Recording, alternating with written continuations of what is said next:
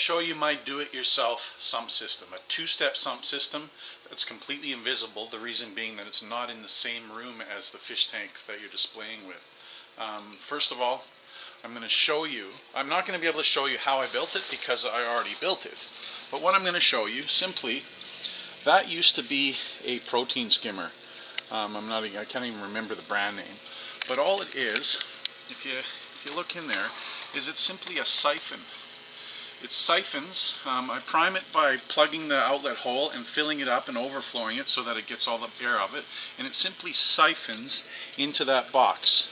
Now, being siphoned into that box afterwards, it overflows through that outlet there. Now it's plumbed down here and through the wall. There's a hole cut in the wall, and I'll show you where it leads to. This is where it leads to. That's the outlet. Now the way this works is it overflows into this big plastic 55-gallon drum barrel. I got this barrel at a farm, and I washed it out with soap, and then I let the tap run through it outside for a whole day to make sure any chemicals that may be left in it are completely rinsed out. Now that's the step one. It overflows into this bucket, and a pump in there pumps it back through the wall into the tank. As you can see, it comes up through this hose and goes back into the tank. Quite a good flow too. So that's stage one of the sump system and overflow. That barrel was free for me. That box that I made was free for me. And here's the second stage. Now this barrel partially gets pumped back into the aquarium, but it also overflows through this overflow I've made into this tank. I put that a little bit of a ducting system on there so that it goes underwater. That way it's not causing splash up and salt getting all over, and there's my cords there. You don't want that happening. So I got this 225-gallon tank, which is the same size as the display tank, for about 50 bucks. The reason being is because it's repaired. If you can see there are cracks, and I'm turning the camera upside down here a little bit, but it's reinforced with another plate of glass in the back. So it's kind of ugly for the uses of a display tank. It can only really be used for breeding or as a sump. So there you go, step ladder system. I've shown you this before in my other videos, but this is a little bit more detail about it. It goes from the tank on the other side of that wall, into that barrel, into that tank. This tank pumps into there, and it's overflowing and cycling and circulating through those two. At the same time, that barrel is cycling from the display tank on the other side of that wall, back and forth. Now the benefit of that is that in this room, it's all out of sight. The noise, the pumps, the circulating water, everything is not right next to my bed and keeping me awake at night. I've got my protein skimmer here. Actually have two of them. I've got my biopellet reactors, and I've also got my deep sand bed in the form of deep sand buckets. Now the reason I use buckets is because, first of all, being in the other room, it really doesn't matter how aesthetic it is, but the buckets can be moved anytime.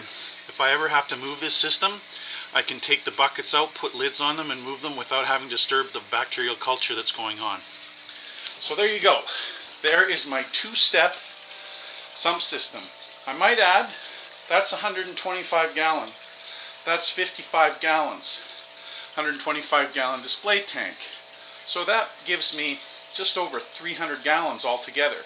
So with a 225 gallons display tank, I've got 300 gallons of water, so obviously my display tank can be filled with plenty of fish, plenty of corals, and get lots of food. A lot more than you would normally see when it comes to, if you go to the inch per gallon or whatever the heck it is, 10 gallons, something like that rule, which is a very, there's a lot of skepticism on that because, whatever, let's not get into detail with that. But the whole point is that I can put as many fish that 300 gallons can support in a 125 gallon tank. That's pretty good. So thanks for watching, if that gives you good ideas. Now this whole setup, not including the pumps of course, cost me about 50 bucks. Now I know if you buy an acrylic sump or a made one or glass one or whatever you need to do from a store, you're going to be spending a heck of a lot more money than that. So there's an idea for a good sump system. This sump system has been very effective for me. Very good, very grateful that I came across these pieces of equipment. And if you keep an eye out, folks, you'll always be able to find these things cheaper than they are in the stores. This tank, brand new, obviously it would be a lot nicer looking, is around 900 bucks. I got it for 50. These barrels cost a little bit of money too. I got it for free. The display tank I got for $200. Admittedly, this display tank is not in perfect condition. There's a few scratches on the inside of the glass, but you can't see that unless you let the algae grow in it. So the algae does tend to stick to the cracks, but you know, 200 bucks. So, you know, without the fish and all that kind of stuff, of course, corals and fish are a lot more expensive, and the sands and the reactors and the what do you call them, the skimmers, pumps, everything like that is a lot more. But the basic setup without the pumps and filters cost me around, you know, under 300 bucks. That's fantastic. I think most people would be spending $2,500 for what I just showed you or more. Thank you very much for watching. I hope this gives you some ideas to save some money and keep your sump out of your room, out of the display tank, so that you can keep all the noise making equipment in a room that doesn't matter. Thanks for watching.